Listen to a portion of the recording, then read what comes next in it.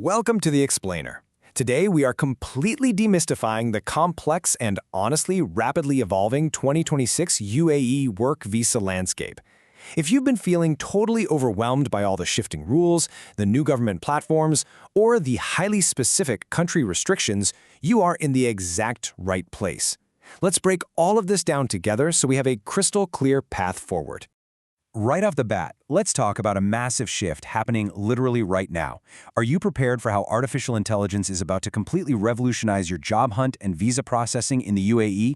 Because those traditional endless paper-pushing days of visa approvals, yeah, they are officially coming to an end. Here is our roadmap for today's explainer. First, the 2026 visa landscape. Second, costs and processing timelines.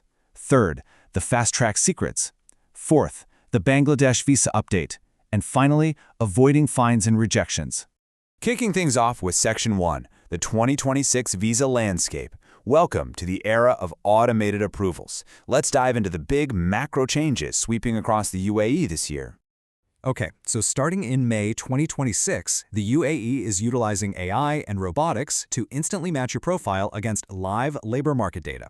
This was developed jointly by the ICP and the Ministry of Human Resources and Emiratization. And this new platform isn't just digitizing old forms, it's a remarkably smart screener.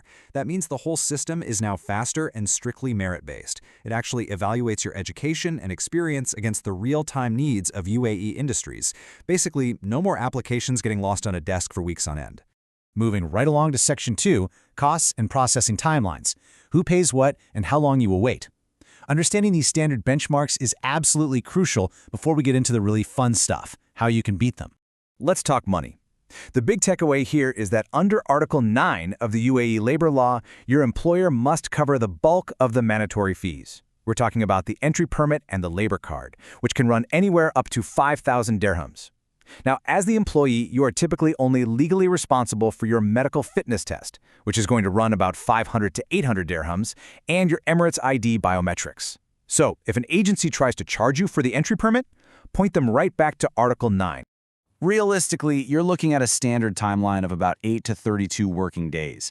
The application moves from the initial job offer and MOHRE quota approval in week 1, right through your medical tests, and finally, you have to navigate the Emirates ID backlog before getting that final residence stamp in your passport.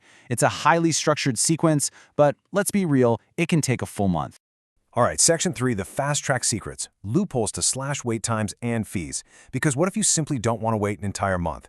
Let's see how we can drastically accelerate this process and save thousands of dirhams. The traditional process, it literally involves ping-ponging 16 different documents across 7 different government agencies. It's a headache. But the new Work Bundle platform condenses this grueling month-long bureaucratic maze into just 5 days. By unifying all these agencies into one streamlined digital application for a small 500 dirham premium, you only need 5 documents. It is an absolute game-changer for private sector employees.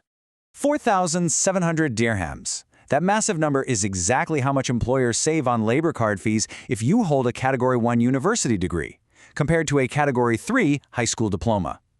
Think about it. A Category 1 applicant costs the employer just 300 dirhams in labor fees, while a Category 3 applicant costs a whopping 5,000. Getting your degree officially attested is not just a mere formality. It makes you a vastly cheaper and therefore far more attractive hire to any Dubai employer. And here is another huge pro tip. Applying through a free zone like JLT or DIFC instead of the UAE mainland can actually slash your total visa costs by up to 30%. Free zones totally skip the traditional MOHR quota hurdles. This not only makes the whole setup thousands of dirhams cheaper for employers, but it also ensures you enjoy priority processing. You can often clear the entire system in under 15 days. Moving on to Section 4, the Bangladesh visa update. Navigating bans, loopholes, and mandatory protocols. We really need to zoom in on a highly specific and extremely urgent update regarding the complex, evolving visa situation for Bangladeshi nationals in 2026. This right here is a massive piece of insider info, the Ras Al Khaimah loophole. As it stands, standard employment applications from outside the UAE are mostly frozen. But If you are a Bangladeshi national who is already legally inside the UAE, maybe you just had your previous visa canceled, new employment visas are successfully being processed and approved through companies based in the Emirate of Ras Al Khaimah, or RAK. We are looking at the facts impartially here. Recent geopolitical protests led to strict UAE compliance enforcement and a severe 95% rejection rate. But the door is absolutely not permanently closed. Actually, there's some great news for specific sectors. For instance, 500 security guard visas were recently approved. Also, if you are a high-earning professional making over 15,000 dirhams a month, the 5-year self-sponsored green visa remains fully available and largely unaffected by these restrictions. Now, if you are in one of the approved categories applying from Bangladesh, this pre-departure flow is completely non-negotiable. It is mandatory. You must complete your GAMCA medical test and your document attestation. But crucially, you absolutely must get your BMAT smart card. Without that biometric enrollment at the Bureau of Manpower in Bangladesh, airport immigration will physically stop you from boarding your flight to Dubai. No exceptions. Listen to me carefully on this one. Consider this a massive warning.